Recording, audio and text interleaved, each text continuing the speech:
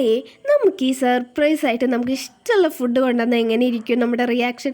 അതേപോലെ ഒരു സർപ്രൈസ് ആയിരുന്നു കേട്ടോ. എനിക്ക് കുഴിമന്തി കുറേ കാലമായി കുഴിമന്തി കഴിക്കണം എന്ന് ആഗ്രഹിച്ചിട്ട് കേട്ടോ.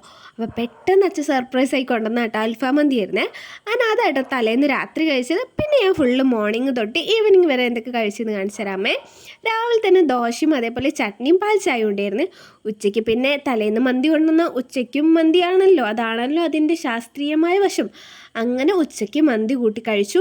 പിന്നെ അതിൻ്റെ ഇടയിൽ ഞാൻ റാഗി കുറുക്കിയത് കുടിച്ചിരുന്നു കേട്ടോ. എൻ്റെ ഈ ലുക്ക് നിങ്ങൾ നോക്കണ്ട, ഈ ലുക്ക് കുറച്ച് കഴിയുമ്പോൾ ഒന്ന് മാറും. വേറെ ഒന്നല്ല, വീഡിയോ ഷൂട്ട് ചെയ്തതാട്ടോ.